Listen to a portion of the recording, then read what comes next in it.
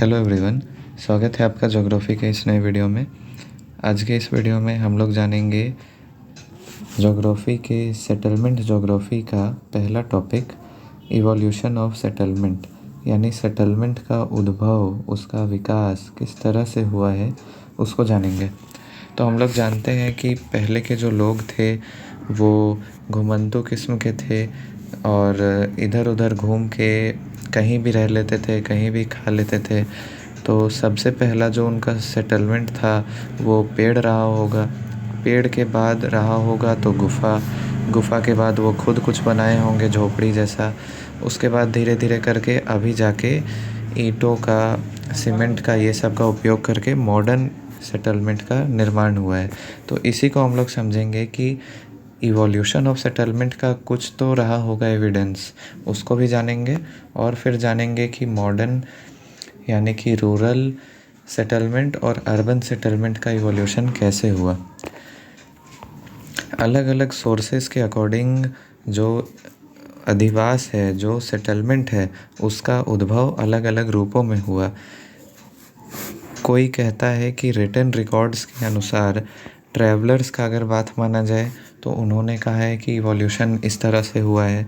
कुछ राइटर्स हैं बुक्स के, डिस्ट्रिक्ट सेंसस है, रिपोर्ट्स है, तो कुछ रिटन रिकॉर्ड्स भी हैं जो कि बताती हैं कि किस तरह से सेटलमेंट का इवोल्यूशन हुआ है। इसके अलावा बात करें तो कुछ आर्कियोलॉजिकल एविडेंस है, जैसे कि बहुत सारे हमारे पुराने जो सिविलाइजेशन है उसका जब हम लोग स्टडी करते हैं तो उससे भी पता चलता है कि पहले के लोग किस तरह का घर बनाते थे और किस तरह से घर बनाने का, सेटलमेंट बनाने का प्रोसेस चालू हुआ, ये सब पता चलता है। फिर प्लेस नेम, यानी बहुत सारा जगहों का जो नाम है वो भी बताता है कि सेटलमेंट कैसे बना होगा। जैसे कि हिमाचल है, हिमाचल यानी हिम जोड़ अंचल, यानी हिम से आच्छादित क्षेत्र।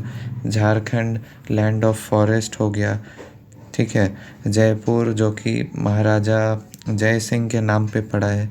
तो इस तरह से बहुत सारे प्लेसेस का जो नाम है वो भी बताता है कि सेटलमेंट किस तरह का बना होगा, उसका इवोल्यूशन कैसे हुआ होगा, ठीक है। मुंबई में मुंबा देवी, तो कल्चरल, रिलीजियस, ठीक है, फिर जोग्राफिकल, ये सब कुछ फैक्टर्स हैं जो इवोल्यूशन ऑफ सेटलमेंट को अफेक्ट करते हैं। ये उसके जगह के नाम के अनुसार भी पता चलता है। फिर अगर हम लोग मैपिंग का बात करें तो मैपिंग में जैसे अभी हम लोग अगर किसी एरिया का सैटेलाइट से इमेज लेते हैं तो उससे हम लोग को पता चल जाता है कि उस एरिया का ज्योग्राफी ऐसा है, तो इसीलिए वहाँ पे इस तरह का ही सेटलमेंट बना होगा। और उस तरह के सेटलमेंट बनते बनते फिर आज इस तरह का फॉर्म आया। तो थोड़ा सा एनालिसिस करने पे मैपिंग से भी पता चल जाता है कि सेटलमेंट का इवोल्यूशन कैसे हुआ होगा। शासन काल, यानी किस समय किन लोगों ने रूल किया, उनका कौन सा आर्किटेक्चर था, क्या स्टाइल था हाउस बनाने का, घर बनाने का, किला बनाने का, वो सब से भी इवोल्यूशन ऑफ सेटलमेंट पता चल जाता है, ठीक है।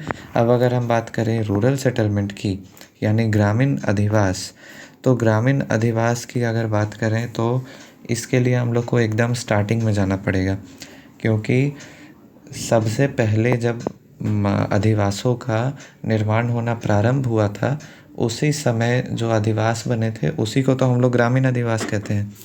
तो मेसोलिथिक और पेलियोलिथिक टाइम पे जब हमारे जो पूर्वज हैं, यानी कि जो होमोसेपियंस थे, आदि मानव जो थे, वो लोग जब चारावाह रूप से अपना जीवन यापन करते थे, इधर उधर घुमंतू के जैसे जाते थे, कहीं भी खा लेते थे, टेम्पररी रूप से जब वो अस्थाई कहीं भी निवास नहीं बनाते थे, उस समय 8,000 BC पहले, यानी 10,000 साल पहले, उन्होंने कृषि के लिए, यानी अपने जो उनके जानवर थे उनको खाने के लिए जो अनाज है उसके लिए उन्होंने स्थायी आवास बनाना प्रारंभ किया, जिसमें वो खुद भी रहते थे।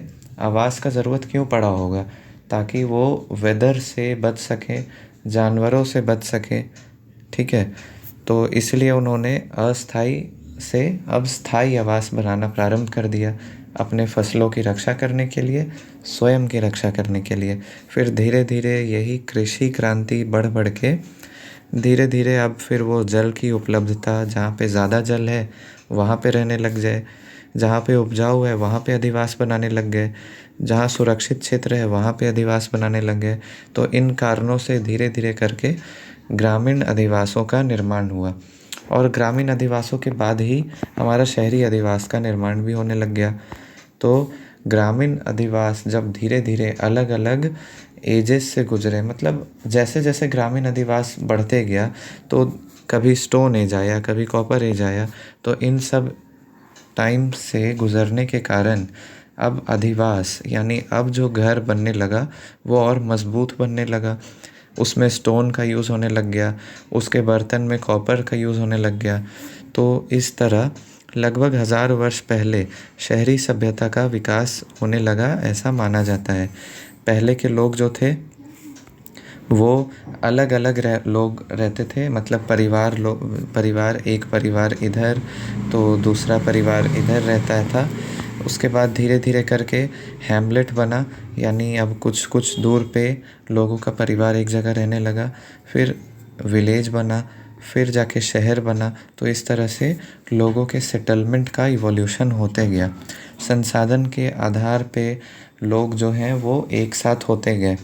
इसी में हमारा बहुत सारा सिविलाइजेशन, जैसे कि इंडस वैली, मेसोपोटामिया, ये सब सिविलाइजेशन का निर्माण मतलब ये सब सिविलाइजेशन ग्रो करती रही।